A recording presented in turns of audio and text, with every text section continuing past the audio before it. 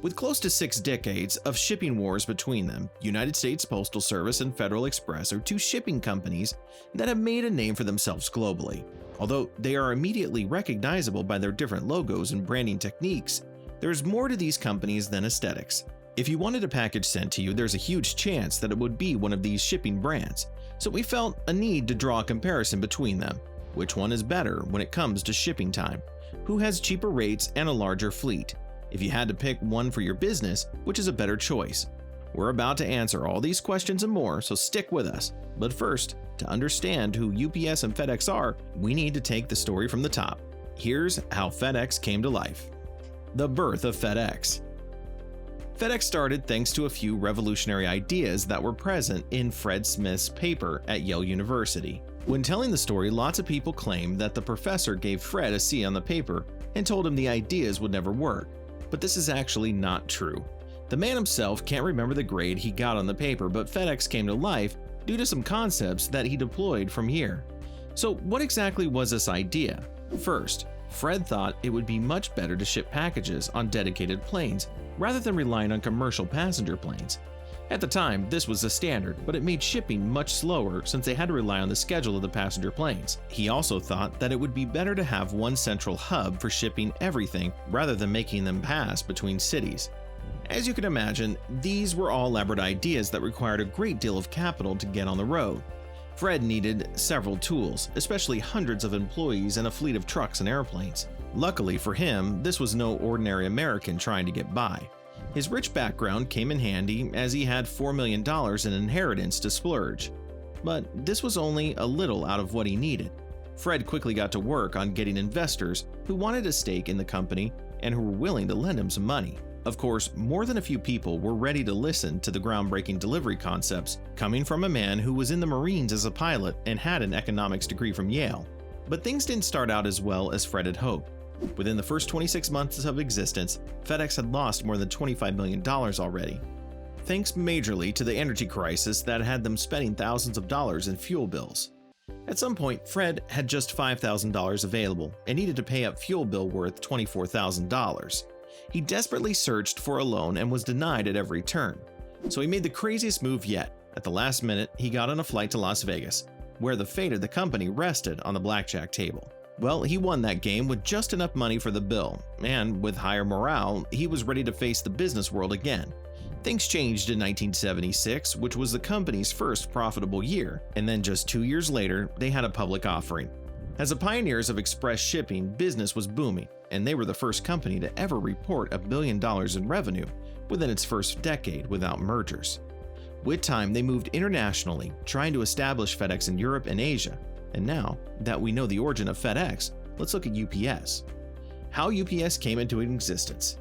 Now, long before FedEx had become an idea, we're talking about more than 60 years, UPS had already become a thing.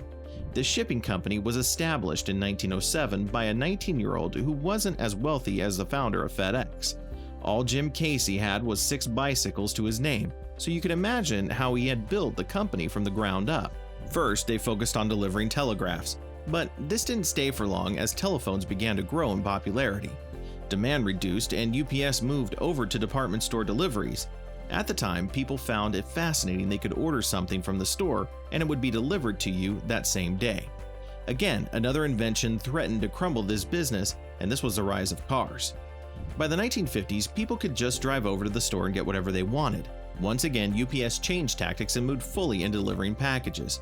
Since that's what we know them for majorly, you can guess that this aspect stuck, and they built their brand surrounding these services. You can see that despite offering similar services, UPS and FedEx are two completely different companies. As major competitors, they have been at each other's throats for years, trying to be better than the other. While UPS was more conservative with how they raised funds and didn't have an IPO until after 90 years of operation, FedEx was more aggressive with loans and a move towards the stock market within 5 years of launching. So which is better between these two shipping giants? Let's look at a few selling points. Which has a better rate?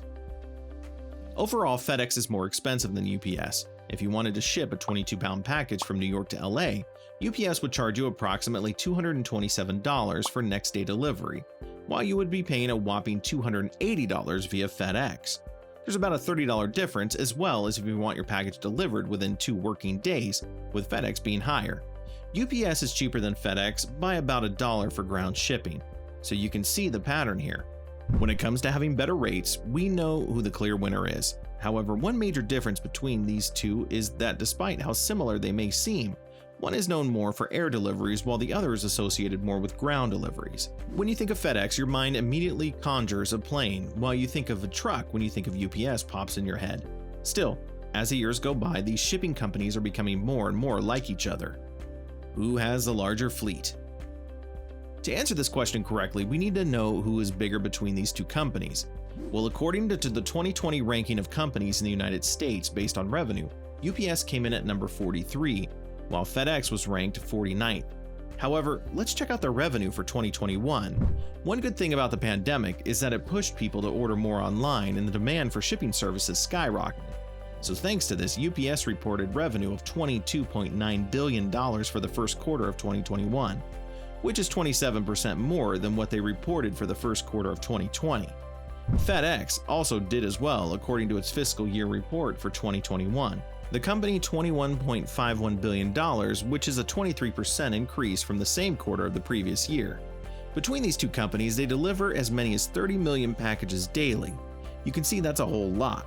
When it comes to domestic deliveries within the United States, UPS takes the winning belt, but FedEx is the winner for international deliveries. That's mostly because UPS has a larger fleet of ground vehicles, and they understand their power in this field, so they utilize more in domestic ground package delivery. FedEx, on the other hand, is about double the number of planes that UPS has, which makes them a force to be reckoned with when it comes to international shipping. Their specialty is global air express freight. So here's an overview of these shipping giants. UPS came up next to nothing and slowly built itself into the global brand with billions of customers around the world. FedEx was a little late to the party, but that didn't stop them from combining aggressive marketing and revolutionary ideas with a ton of money until they could find their footing. They were enough of a challenge to UPS, so much that the company had to keep upgrading and adopting new ideas over the next several decades to keep up. Despite being similarly sized, they have their specialties and are more like each other than we know. Now you know a little bit more about the shipping wars of America, and that's a wrap. Have you ever gotten a package delivered through one of these companies? What was your experience with them, and which one do you prefer? Let us know in the comments. Did you like this video? Well, we're always posting amazing videos like this, so don't forget to subscribe to our channel so you don't miss out. Thanks for watching.